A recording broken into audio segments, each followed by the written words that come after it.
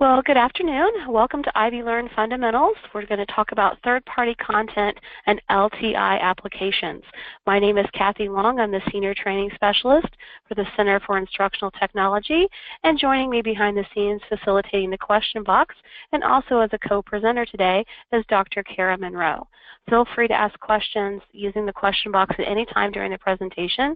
We'll try to answer those for you as we go through the presentation, either out loud or in the question box. So thank you, and please feel free to participate at any time. So today we're going to talk about a couple different things. We're going to talk about some suggestions about how the course menu should be laid out and some recommendations on what items you should make viewable there. And we're also going to talk about how to add third-party or LTI applications to your IvyLearn course. Okay, so let's get started. Let's go ahead and jump right in to that IvyLearn platform. And remember to log in to IvyLearn. We're going to use our Ivy Tech My Ivy credentials. So once we get into our dashboard area, we're going to select the course that we want to work in. And I'm going to go ahead and select my demo database. I'm actually both an instructor and I was a student in there at one point in time as well. So I'm going to select my course. And you'll notice in the instructor view here, I'm going to see a lot of items on my course menu. So remember, this is our global navigational menu over here on the green on the far left-hand side. We have our course menu, which is quite a few buttons here. Most of them are grayed out. And then there's some who are more of a solid color and easier to read.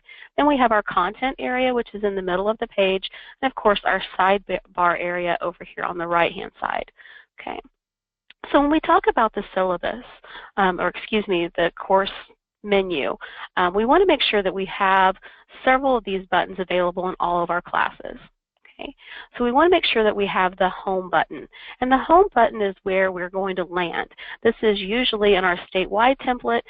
It's this page that looks like this. It's got a banner and it's got access to the course syllabus and then also direct access to our modules.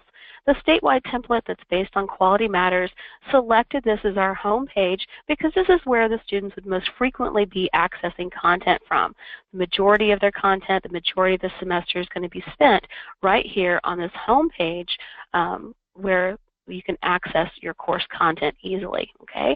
So we want to make sure that we do have a home button established on our course menu. The next area is announcements. And remember, announcements is more than just a place where you can broadcast announcements, and it's an interactive tool in our IvyLearn environment. So we want to make sure that we're still using announcements. In every delivery format, we're going to use that to communicate with students upcoming events. We're going to ask questions there if we need to. Because remember our example before, we talked about if we want to set up a midterm study session using GoToWebinar or something like that, we can actually post a question to students and they can respond back to that. So announcements is kind of something that we also want to make sure that we're keeping on our course menu here.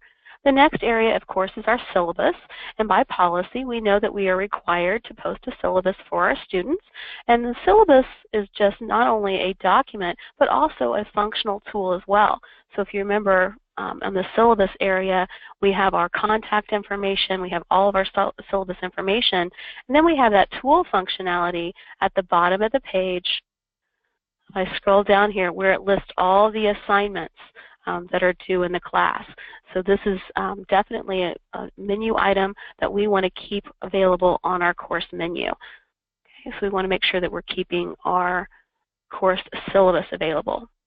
Modules is also going to be viewable on our course menu because this is actually where our course content takes place. You can get there from the home page, or if you actually click the modules page, it opens up in an index view.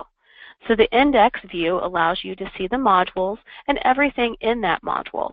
So you can either step through slide by slide, or you can go to each individual assignment or maneuver within that module using this view. So we definitely want to have the modules button available on our course menu. Grades, this is where you access the Grade Center, and students also access their grades. Depending on your role in the class, changes the view of what you actually see.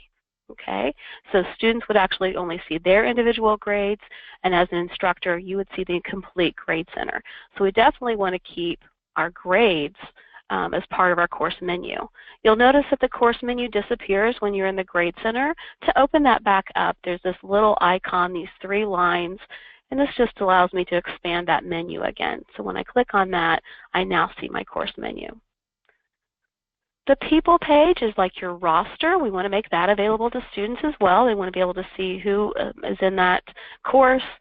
We also want them to be able to interact with one another. This is also where we can set up groups. So again, this view varies just a little bit from student view to our instructor view. The chat feature, this is something that you might optionally have on your course menu. If you're going to use the chat area, then you would definitely want to make this viewable on the menu. Now, I recommend leaving the chat open. One of the things that I would suggest using the chat for is if you have any questions about content, or even setting up a cyber conversation where students can interact with one another and help solve problems for each other and actually build that peer-to-peer communication in their learning community. So that's the chat box. By default, Ivy Advising is available in every course and is currently becomes available to you automatically in all of your courses. And as you know, Ivy Advising is our tool that we help to retain our students. Now, we get into this gray area of the course menu, pages, quizzes, conferences, collaborations, files, discussions, assignments, and outcomes. All of those are content areas and functionality that we use within the IvyLearn platform. Okay. Now, why do we not want this necessarily viewable to students? Well, let's take a look.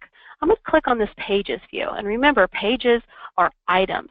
So pages are anything that we've added to the course that are instructions or course overviews. It's anything that's not an actual assignment, a graded assignment.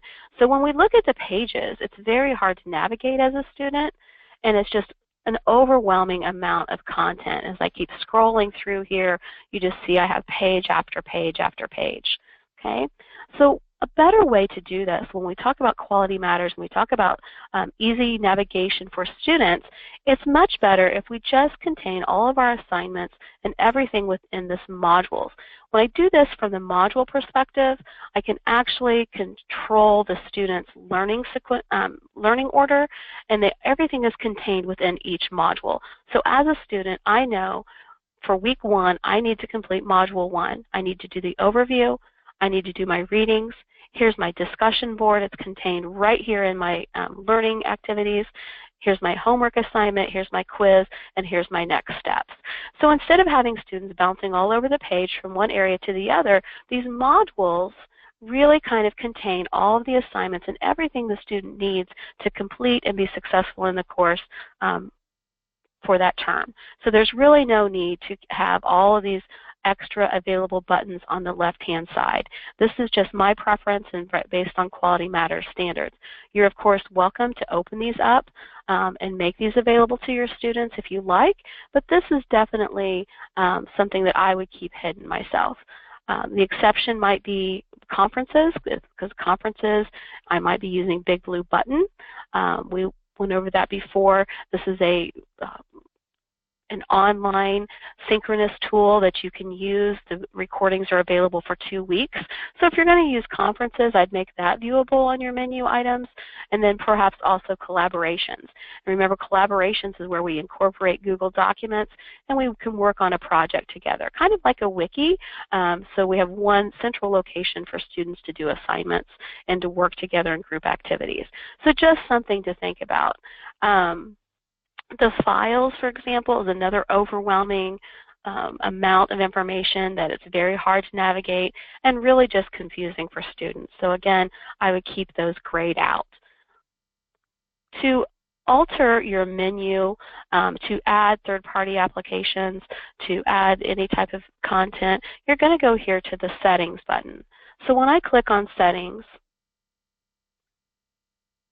okay, it takes me into a series of tabs, and usually by default it opens up to course details, and this tells you all about the course and the information. Here's your navigation, here's apps, So let's go into our navigation, and this is how we can actually hide or adjust or make changes to what our students see. Okay.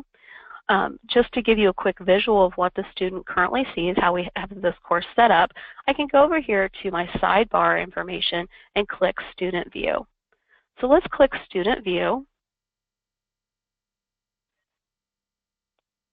Okay, and here's my student view. It's nice and clean. Okay, it's nice and clean. I don't have all those extra buttons. I know exactly what I need to do. When I go into my module,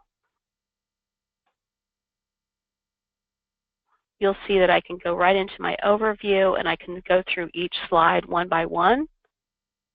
And this module contains my discussion board, it contains my readings, it has everything I need to be successful in that particular week's assignments.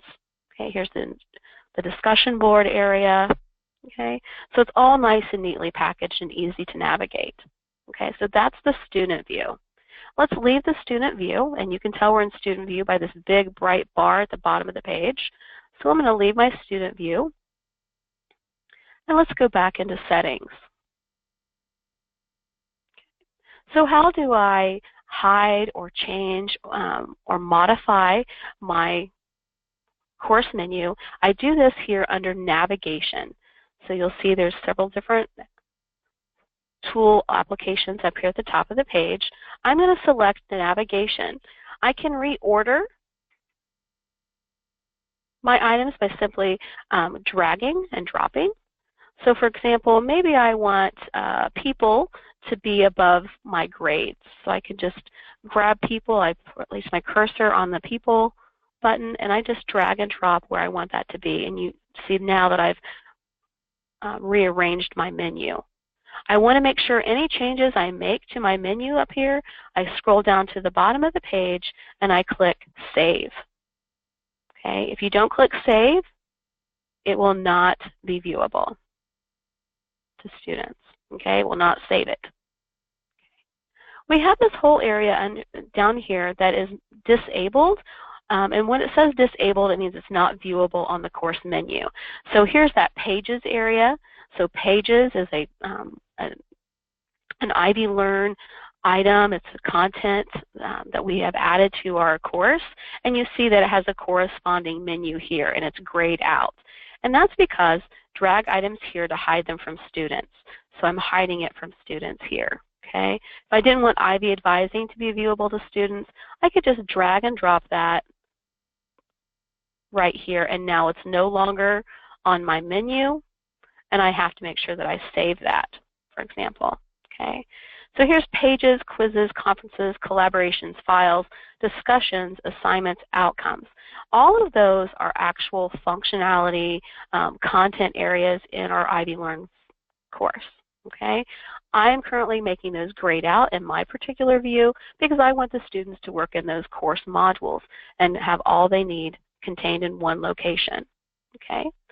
Now we get into, as we look down at the rest of this list, there's an attendance button, lockdown browser, My Lab and Mastering, which is a Pearson product, Cengage, so if you're using MindTap, McGraw-Hill Connect, SCORM content, Google Drive, some higher technology resources.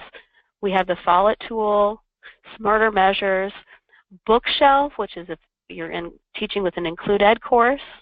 Okay, we have that. We have ProctorU, so if you want to make that available in your class, Google Drive, and then Tutor.com.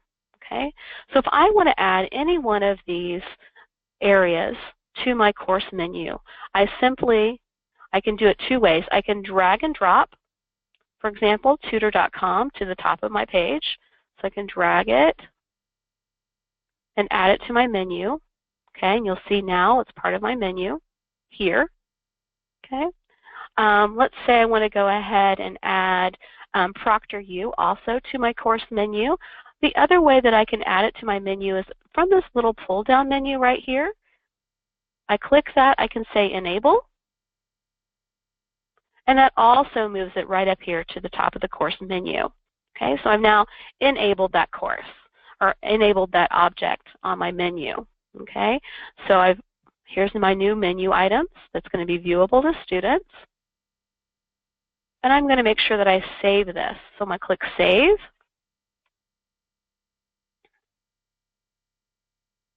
Okay, and let's take a look at that student view. And you'll now see that my student view has changed. So when my student logs into my class, they're also going to see, here's all my content areas, here's tutor.com, and I can also get to ProctorU. Okay. So Marcia asks a great question. Can we actually change the name of a menu item from like change quizzes to assessments, for example? And that, unfortunately, is no. They have very standard naming conventions, and that is not customizable. But thanks for that great question. Deb asked the question, since discussions are in the module, should we leave it off the menu? This is a personal choice. I personally, Deb, like to have everything contained within the module. I will show you something, though. Even though I don't have discussions here on my menu, right? I don't have it here, but it is located in my module. So let's go into the module first. Okay. And I can go through slide by slide as a student, or maybe I've already done the overview and the readings, and I want to go straight to my assignment and discussion boards. I can click my discussion board assignment. Okay, and I can participate in my discussion board right here. But here's a little trick and a little workaround. Even though I don't have discussions on my course menu, okay, you'll notice up here on my breadcrumb trail, right here at the top of the page, remember the breadcrumb trail is kind of another navigational toolbar. I can actually still click on discussions, and I can see all the discussions in the class.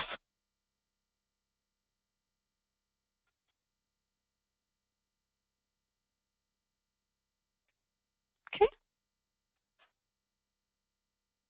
All right. So that's a little workaround.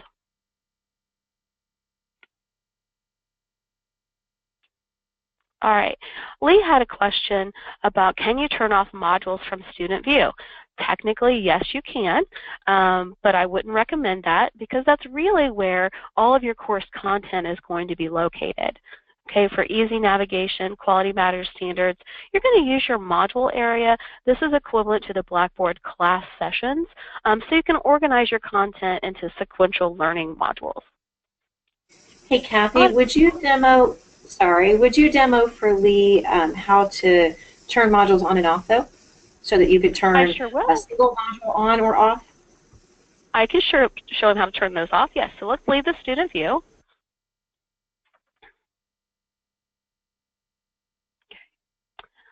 And I'm going to go down here to my settings.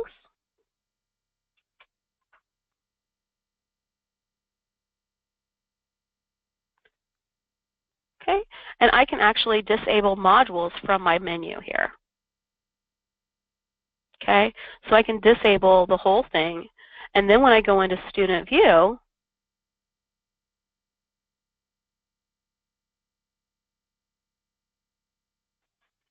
oh, it's still there. Oh, you know why? You know what I forgot to do? I forgot to save.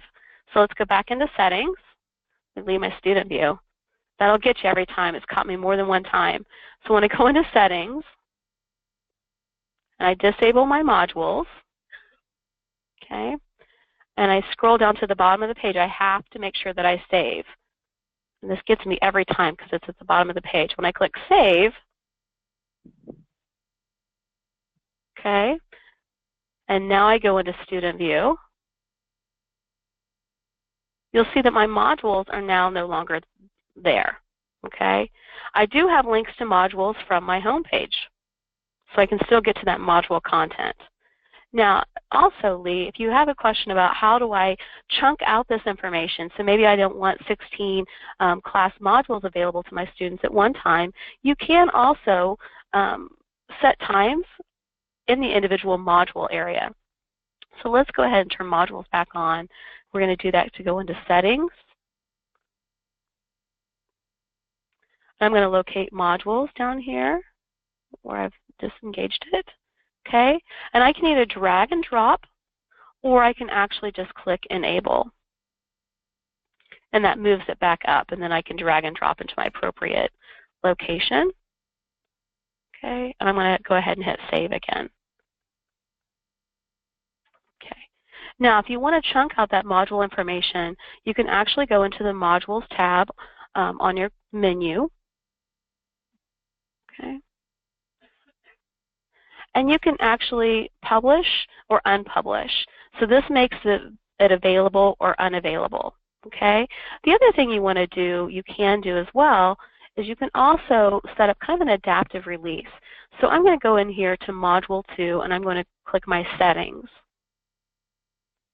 And I want to click Edit. Okay. So I want Module 2, I can lock until, and I can give it a date. So I'm going to lock this module. It's not going to be available to the students until I give them a very specific date. Or I can actually also add a prereq. So if I want them to complete Module 1 first,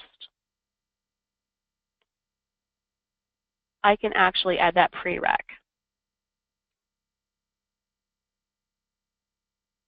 And it's giving me a warning this is an active course, and I've just modified something drastically. But I'm going to go ahead and continue. So now Module 2, you'll see it has a prereq and will not become available to students until they've completed Module 1. So there's a couple ways that you can chunk out information to your students, just depending on your teaching style.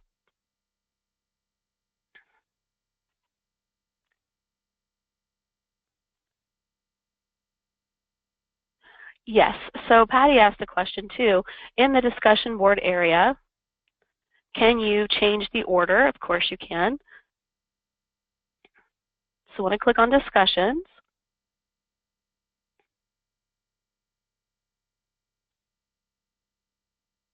okay, you can actually change the order by dragging and dropping if you want to, I believe. And actually these are set by date, due date. So if you didn't have a due date, you could drag and drop, but you also are driven by your due dates. Okay. All right, so let's go back into our settings. And we've talked about how we can add our third-party content and our LTIs over here to our course menu. And we do that again through settings and then navigation. Okay. I can also set up individual LTIs or applications to individual modules. So for example, I'm going to go into my module here. I'll go to Module 1. Okay. And I want to make sure that right off the bat that they are familiar with tutor.com. Okay. So I'm going to go here. Anytime I go to add anything in a module, there's a little plus sign to the right-hand side. I'm going to click plus. And from the pull-down menu, I'm going to select an external tool. Okay, so external tool. And then you'll see all these applications have already been added to our IvyLearn environment because these are things that we use on a statewide level. So we have many, many users who use VitalSource, Bookshelf, Cengage, Dropbox, and things like that. So you'll see a lot of these tools already loaded for you because they're used on a system-wide level. Okay, so I'm going to scroll down here and I'm going to look for my tutor.com. Okay, I'm going to click tutor.com. I'm going to add item. And you'll see now that I've added tutor.com. Not only is it over here on my left-hand side of the page, okay, as a menu item, but I've also added it as a module item. So when the student goes in, we'll say, well, okay, so they're going step by step through this. So what are their next steps? I click next. And there's actually information about tutor.com that comes up within the module. So Deb has a question. Is there anything similar in Canvas to Safe Assign? And that's a great question. We're currently looking at several different tools. Safe Assign is a plagiarism detection tool. We don't have anything in place yet. There's usually a hefty price tag attached to that, and so we're not promising that there will be something like that in place for summer. So just hang in there as we continue to look at and price out different plagiarism detection tools. Okay. All right. I want to show you too, there's another way that you can use applications such as YouTube. So if I go to any content area, and I'm just going to click announcements, for example, and I click on plus announcement, and I go to any place, anywhere in IvyLearn that has my content editor here, I can use this little V. It's in the middle of the toolbar, and I can add external tools. So for example, I'm going to add a YouTube video. I click search, and I'm going to search IvyLearn. Okay. It's searching through YouTube. And here is my IvyLearn function junction, how to set up your course profile. I click embed. I give it a title.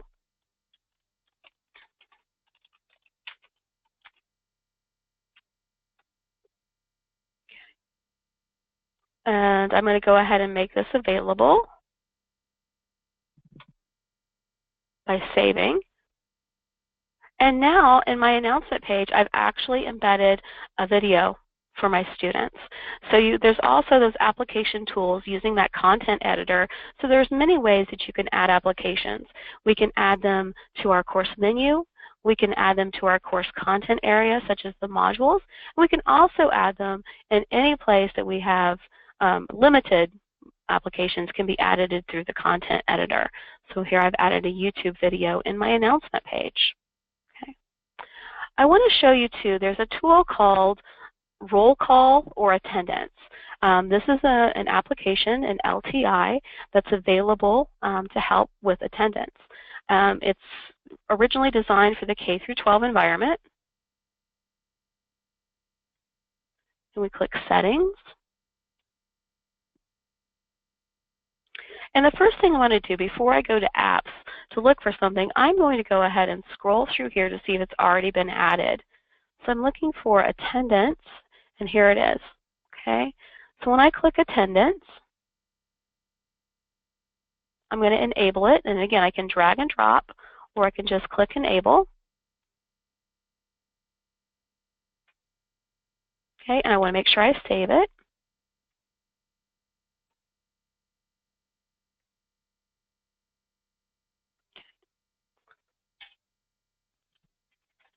So when I click on attendance,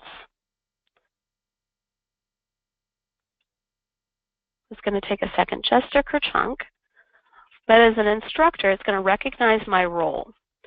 And the first thing it's going to do, over here at the top of the page, I can see a list view or my class view. And in the list view, these are all of the students who are currently enrolled in my course. Okay, so I can see my roster here. I can mark all present, so everybody was in attendance today. And you'll see that the little change to the green check marks, or I can unmark. Okay, I can do individuals. So Lindsay was here, Heather was here, Robert was here. Let's say Tara was late.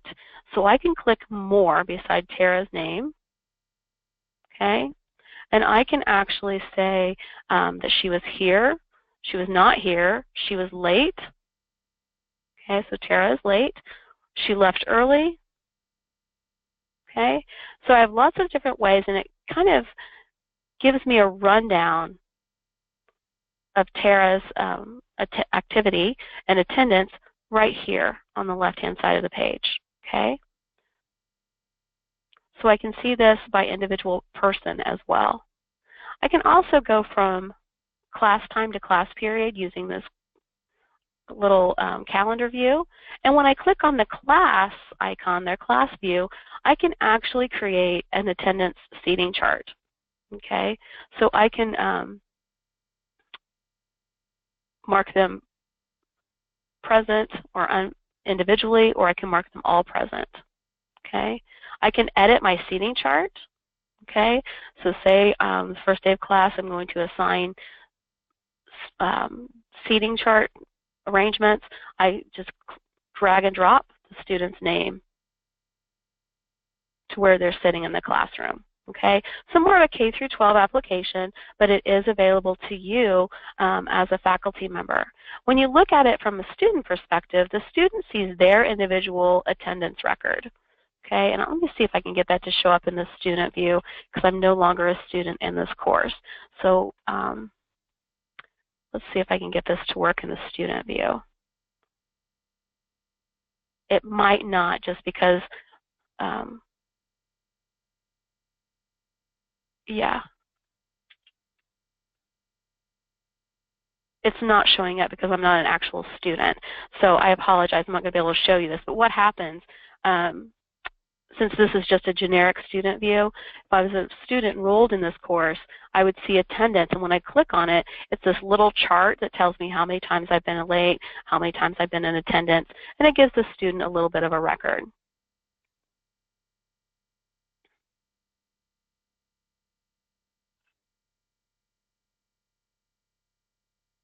Okay. Can this information be recorded or moved into Ivy Advising? You can do a report. It's not very pretty. Let me go back into the attendance. Okay, so when I click on attendance and I go up here to the right-hand corner when it loads, okay, and I come up here to the little settings, I can do attendance report, and when I click that, it actually emails me an Excel spreadsheet to my email address. It's not very user-friendly, and then you'd have to transcribe that information into Ivy Advising. Okay, it doesn't directly integrate.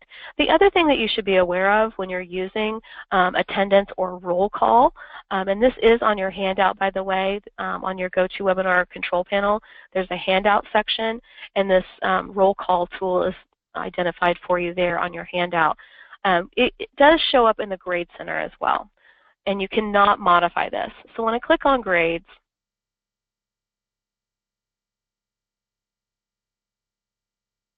okay, and remember, as a faculty member, I see the whole Grade Center. As a student, I just see my individual grades, but we access it the same way. And I scroll over here. Here's attendance, okay? It's always 100 points, okay? And it's kind of a collective thing. So it's 100 points throughout the whole semester or however long the course is available. You can still make feedback to each individual thing, but it does add 100 points to your Grade Center. So that's up to you if you want to work with that or not.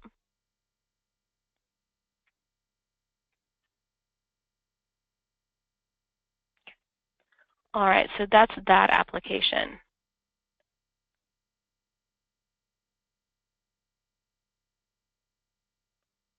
It's attendance. Okay, so far today we've talked about how we order and what items we might want to see on our course menu and the importance of those particular items. We've talked about how we can add application and third-party tools to our menu, our course menu, and we've also talked about how we can add those individually to our course modules and our content areas. We've also talked about how some of our limited LTI applications like YouTube can be used directly from the content editor. I want to turn it over to Dr. Monroe at this point in time because she wants to demonstrate a couple of things that she's learned and some of her favorite applications that she's found and are using or is using here in our IvyLearn environment. So give me just one moment here, folks, and we will switch presenters. Hi, everybody.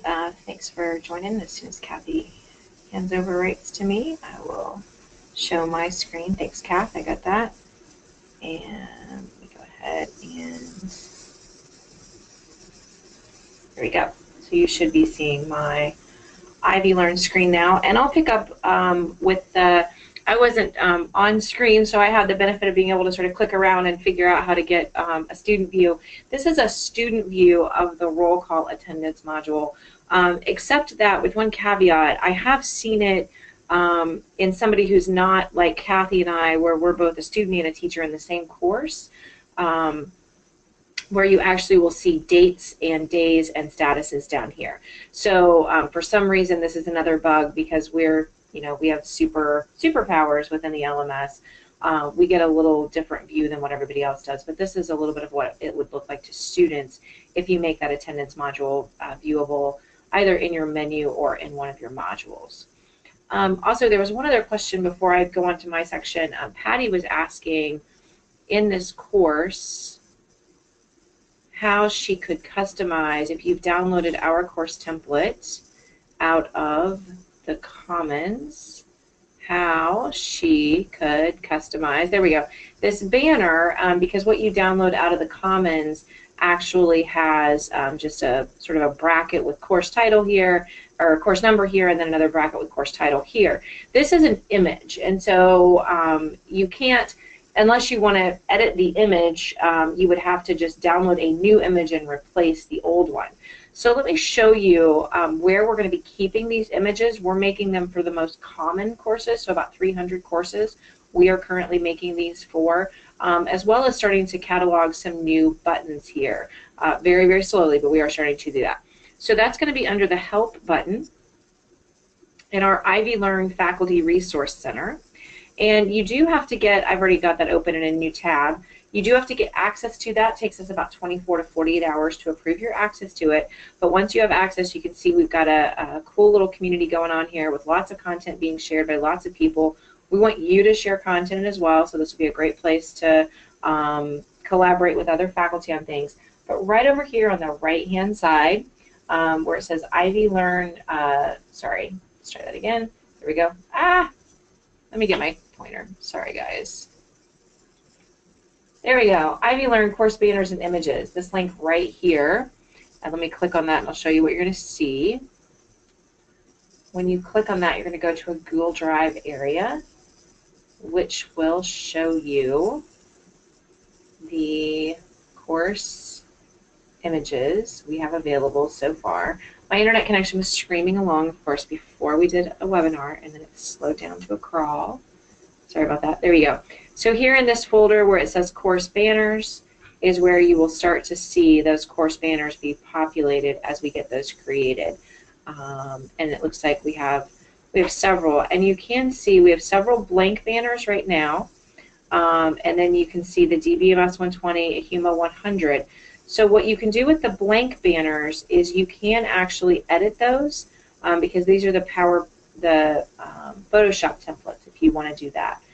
Or do it in Paint using the JPEG template, which is what I do because I'm not a big Photoshop expert. And we will be working on some instructions in there as well. And I think those are going to go right here in the course images guide. I don't know if they're done yet, but we're starting to build that section out if you want to download those. Okay. So as Kathy said, I'm going to show you a few things that are some of my favorites. One of the things about IvyLearn and the app extension functionality, and this could really go 1,000 different ways. And so that is one of the beauties of it, is that we could show you hundreds of different things, but we only have time to show you a few. So I'm going to show you some of my favorites. And one of my favorites is actually a mobile app for IvyLearn called Polls app. Polls is a free download that students can download, and you can download as well, that allows you to get student opinion during class. And that can be student opinion on sort of just how things are going in class, but also is a great way for you to get feedback from students on how well they're understanding topics in the class. So I think of these as like quick quizzes during class. You're not necessarily collecting the grade information, but it allows you to understand exactly how students are faring with the content in their class.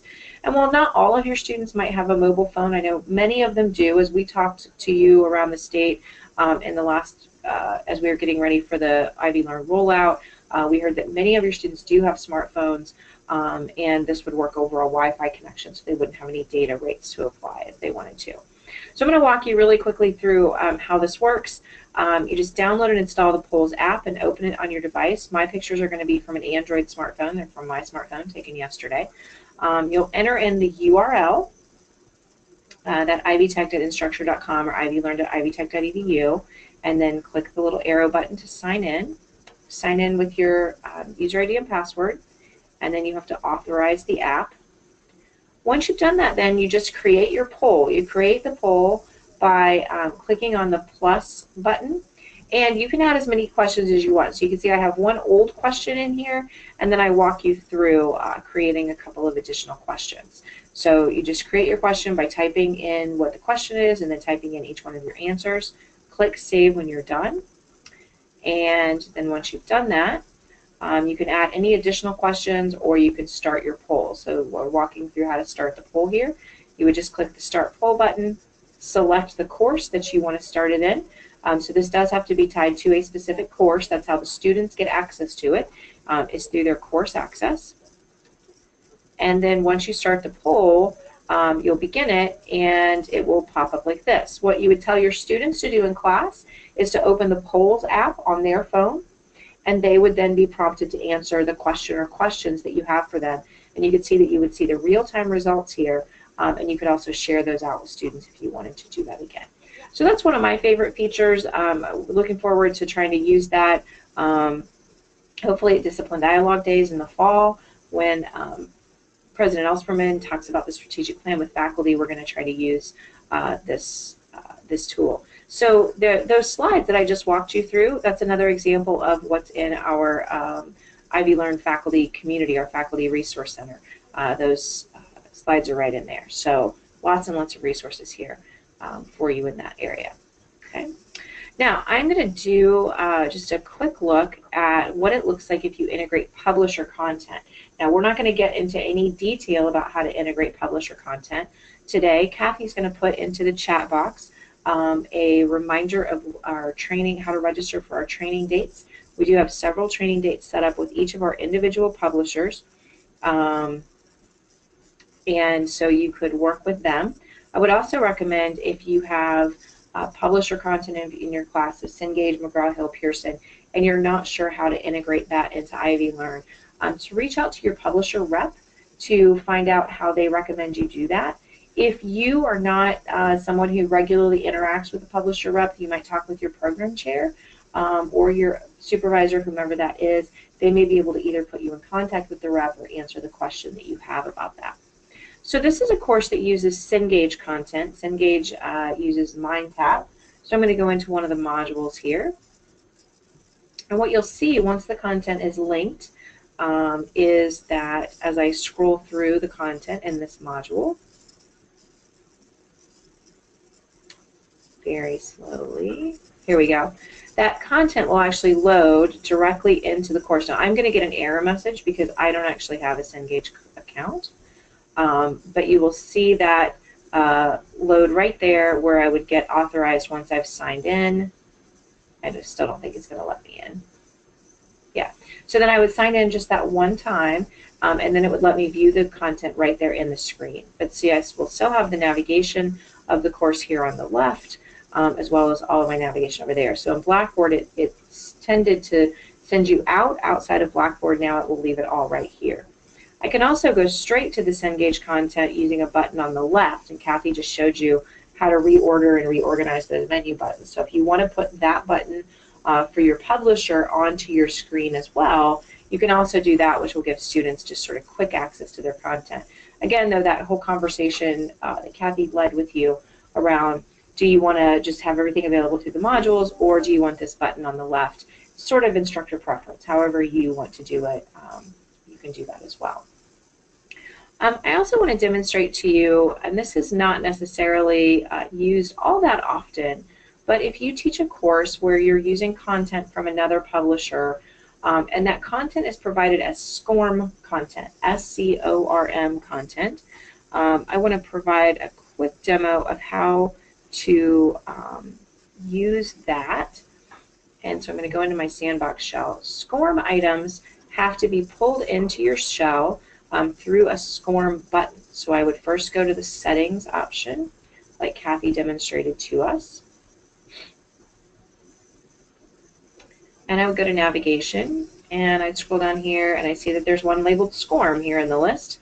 So I'd bring that up, put it wherever I want to put it, and hit save. Now this is one of those things that as I'm working on the class, I have to have this button showing. But then once I get all the content added, I actually could hide this button so students didn't see it if I had all the content in my module. So then once I've added that button to my course, I can add my SCORM objects. And so I'm going to pull up the SCORM button, and I'm going to hit upload. Now, I've already downloaded a couple of SCORM packages to my desktop. Okay.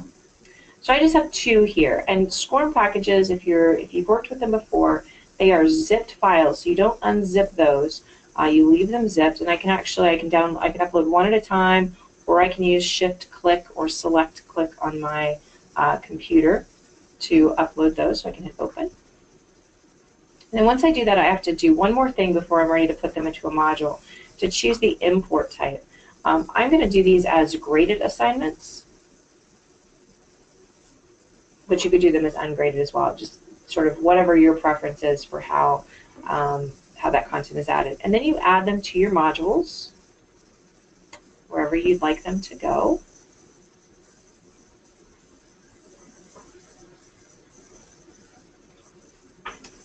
So this is going to be Module 1, Introduction.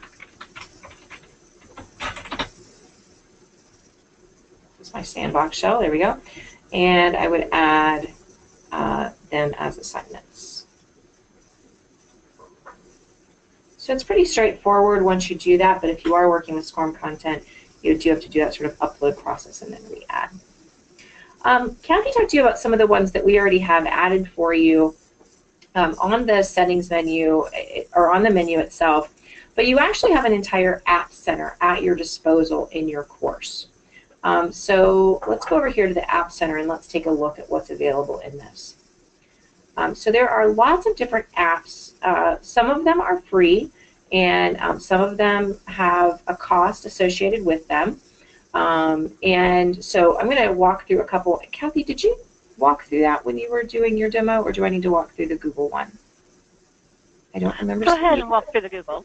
Go ahead and walk through Google. Yeah. Okay, so I need to do it. That's great. I didn't think I remembered seeing you do it. So let's go ahead and search for that one, because it is one of my favorites. So there's a Google Apps one, and somebody asked yesterday as we were doing this webinar if there was a way to determine whether these are free or not. And there isn't a way without trial and error, but it's pretty simple trial and error. When we do the Add App here, sometimes a screen will come up and it'll just ask you for sort of the information. I'm going to show you one of those in a minute. But sometimes they'll ask for a key and a secret. And if they do that, then you can try the also not secret, shared as the consumer key, and secret as the shared secret. Hit Add App, and if that works, then congratulations to you. That one happens to be free. If it doesn't work, then you do have to figure out how to pay for that. That is not something that we provide to you, so that would be something you would need to talk with your program chair or department chair about whether or not they would be able to fund that for you. And some of those do have costs for students as well, so just be really cautious about using any of the ones that have costs. So what that has done, notice it has not changed. Let's make sure it didn't change my menu. If I go back to home here. Yeah, it did. So it has added a link to Google Drive down here at the bottom of my screen. So let me actually show you what this does. This is actually kind of cool. Here with Google Drive, this actually just lets me scroll through my own. Oh, this is my fault. This is not what you will get. Sorry. Let me log in over here. Apologies. That was totally my bad. And I just typed the URL wrong. Oh, there we go.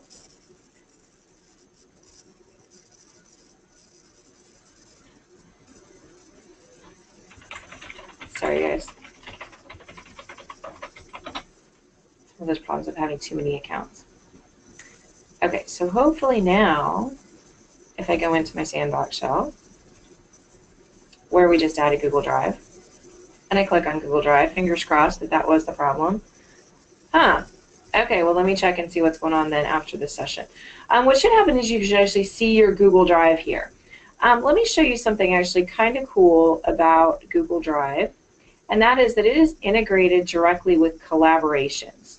And collaborations is a way to allow you to collaborate on a Google Doc with your students, or have student groups collaborate on a Google Doc directly in IvyLearn. So you don't have to go set up sort of the document sharing permissions in Google Drive. You can actually do it here. And we're going to be talking more about Google Drive in a session the week of April the 4th, so you'll see that coming up. But if I wanted students to collaborate on this document, maybe it's the class policies statement. I used to do something with my class where I would have them work on sort of what our class policies were. You notice all I'm doing here is just adding the students over here to this document, and that's giving them all editing rights. And then I can say start collaborating.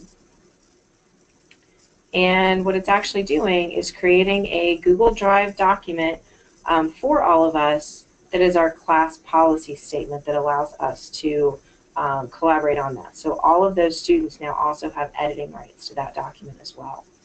Okay? And that document is available inside of my Google Drive as well, so I could see it directly from Google Drive. Again, we'll do all of that. We'll cover all of that in a later session.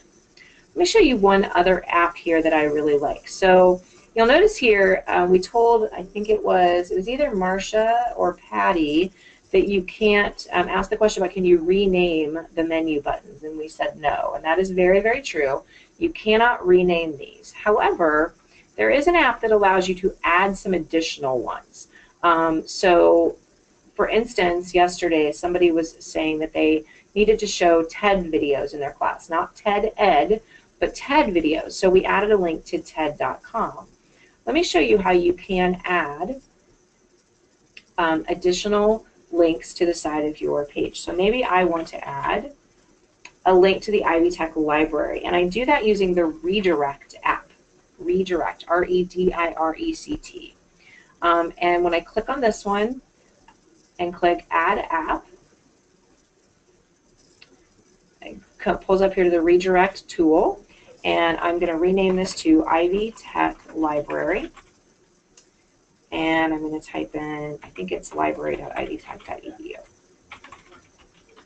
And I want to show that in the course navigation. So I click Add App. We've gotten a couple of questions in this session. Patty's just asked it, and I believe Deborah also asked it earlier, if there is going to be an app such as SafeAssign. So for the summer semester, there is no replacement for SafeAssign. We are working on finding a new tool that we could use in place of it.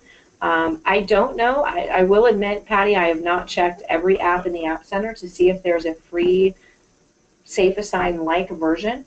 I do have it on the list to talk with our super users tomorrow about putting together some alternatives for faculty who want some alternatives to SafeAssign and some things that they could use that are free and available on the web. So might check back with us in a couple of weeks and see if we have something sort of new as a result of that.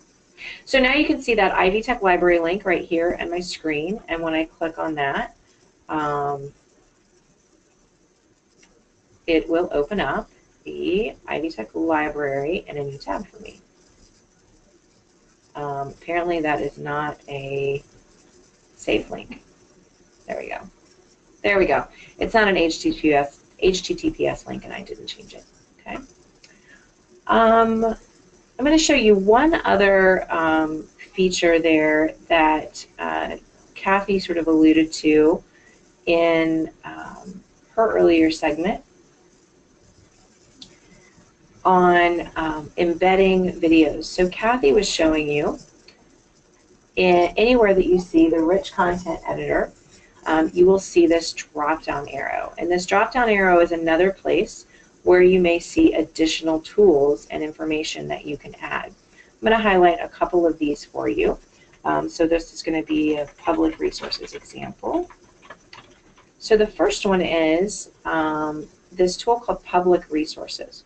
What Public Resources allows you to do is quickly embed content from any one of these providers. So YouTube, TED Ed, Vimeo, SchoolTube, Khan Academy, or Quizlet. So I want to embed content from Khan Academy. And when I click on it, it lets me just sort of scroll through it and find the content that I want. Now somebody asked earlier, if I know the URL of the video I want, can I just go straight to it? Unfortunately, that's not how any of these tools work. You do have to sort of know the title of it. So it's not based on URL, it's based on title. So we're going to find some pre-calculus content, trig equations, and inverse trig functions, and an intro to arcsine. Always a crowd pleaser. So after just browsing through that content, I now have that video embedded in my course, and I can save and publish it. And I can add additional text or additional content or additional information. So it's very easy to pull in those free resources, make them appear very professionally on your screen, and see them for your students. We're going to go ahead and go back and add another piece of content, which is another example of how you can integrate our library content into your course, which is with the LibGuides. So this will be a LibGuide example. So again, using that drop-down arrow, I can add the LibApps. And these will pull only from Ivy Tech's LibGuides. LibGuides are a really great tool. If you're not familiar with them, I strongly encourage you to talk to your local librarian because they may be able to pull together a LibGuide for you specific to your course. So to add a LibGuide, you start by selecting our library, and it is the only one available, but you do have to select it, so it's sort of an extra click. And then you select what kind of LibGuide you want. What I have been doing, and some of that will be dependent on what you talk about with your library director, if you have one created for you. But I'm just going to pull one. So I want a full LibGuide, and I want the one on agriculture. Okay. So then I just click Embed Content, and it takes it just a second, and then when I hit Save and Publish,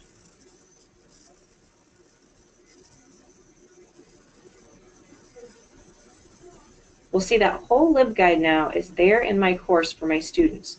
So it's basically just taking that library content and putting it directly in my course. Students can click on it and use it right there in the course.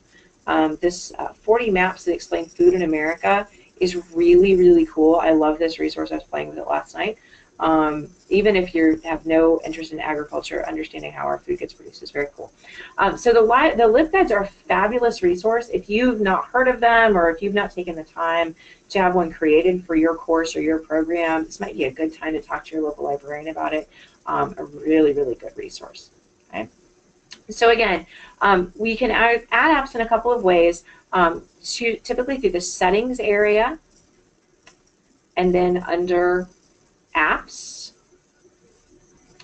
or you can see apps that we've already added to all courses when you are creating content from anywhere with that rich content editor, from the little drop-down blue triangle there to access the external tools. I'll wrap up with one question we got yesterday, which I think is a really great question.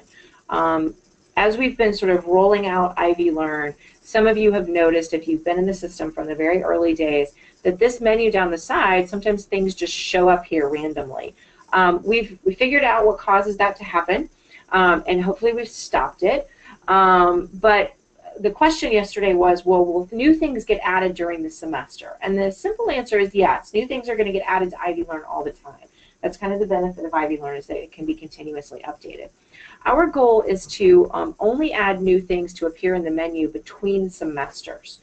You might, as a faculty member, you might see additional things added to the drop-down at any time, because we think you're more able to handle those changes than what students might be. But anything that would be student-facing, so anything would appear over here, we would try to do between semesters, or we would let you know before we do it. So just keep an eye out for email to see as those new features get rolled out. Okay. So with that, we're going to wrap up today. We want to thank you for attending. I know Kathy was going to stay on the line to answer questions. Kathy, I'm going to exit here and go on to another meeting.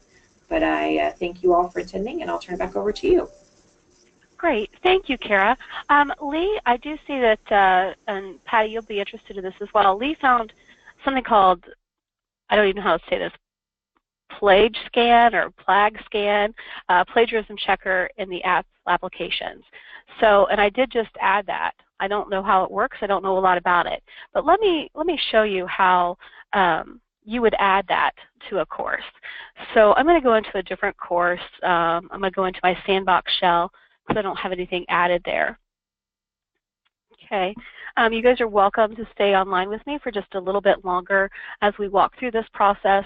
If you do need to exit the webinar for any reason, there's an X at the top of your GoToWebinar control panel, and you're welcome to exit out of that at any time. So to add an application, I'm going to go to Settings, and I'm going to select Apps. So I click Apps. Oh, thank you, Nick. Let's see if I can do this. Hang on just one moment.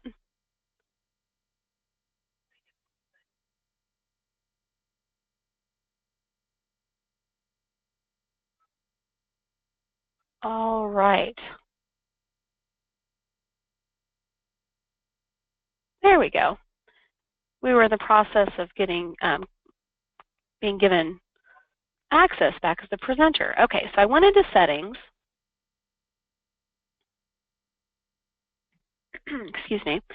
I've selected Apps, okay, and then I can filter by name. So Lee has found this thing called Flag. I don't know how to say this. It doesn't sound right. Flag Scanned. Okay, and here it is.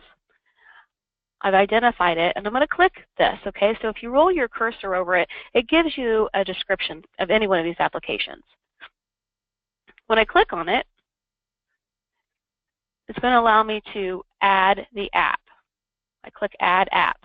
It's going to ask me for a consumer key and a shared secret, okay? So what this is, and this is on your handout as well, if it is a free application, in the consumer key, you put shared. In the shared secret key, you put secret. Okay? I know it sounds strange, but it'll prompt you for a consumer key and a shared secret. And it's called shared and secret. It's in your handout. And it only works if it's a free application. I click Add App. And you'll notice at the top of the screen, the app was added successfully. So let's see now if we go into our navigation.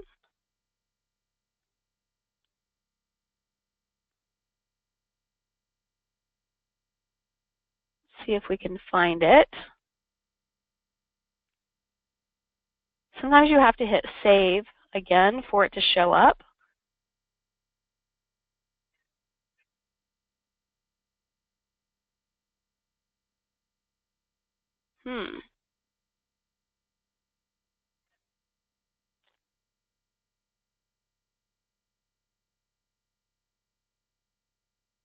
I'm not seeing it on here.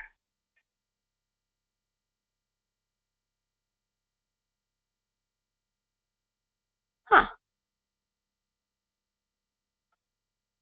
Let's see if we can refresh and see if it shows up.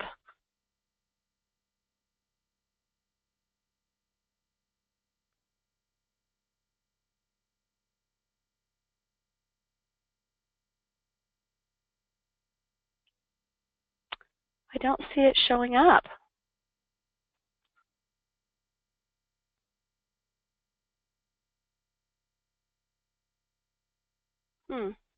Okay, well, it looks like we've got two issues here. One, my screen is frozen on the GoToWebinar. And two, when I've added this application, it's not actually appearing on the menu. So we'll have to practice with that and see if we can get that going. Wow. Shoot. Let's try something else.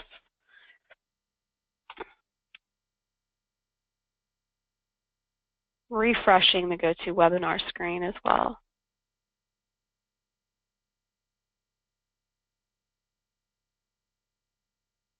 Okay.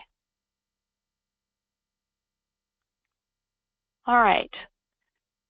You should be seeing the navigation menu.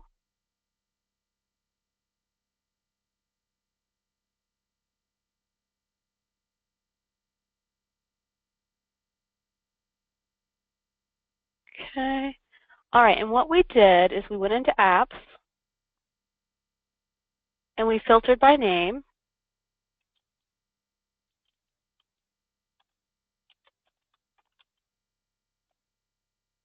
And it says it's installed.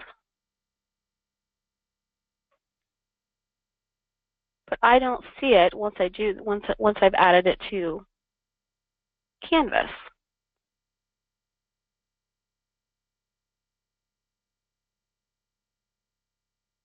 Okay, so you might have to play around with that, but it is located under the App Center. That's the thing when we're working with third-party content. This is kind of a lesson. You still have to figure out how you can get to that actually application and how that interacts with the IvyLearn platform or Canvas platform once it's there. So we do have it actually added. It says it's added, but I don't know where to find it once it's in the course. So we'll have to do a little bit more investigation on this particular tool, but there is apparently a free plagiarism checker here within the App Store. So let me know, Lee or Patty, what that looks like and what you discover, and that might be something that we can share with a larger group if you guys don't mind taking on that little bit of a homework assignment.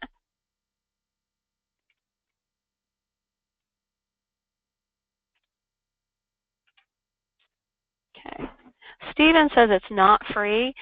Typically, when you add an application, if it takes the shared and the secret and adds the app, it is a free app, but there might be some hidden cost to that.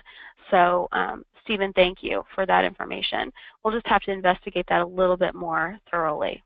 Okay. I do appreciate your time today. I hope you've found most of this very useful. We've learned how to, hide and navigate and change and modify our course menu, how to add applications not only to the menu but into individual course module areas, and then of course using our content editor as well. So thank you very much for your time today and for sharing this topic with me today.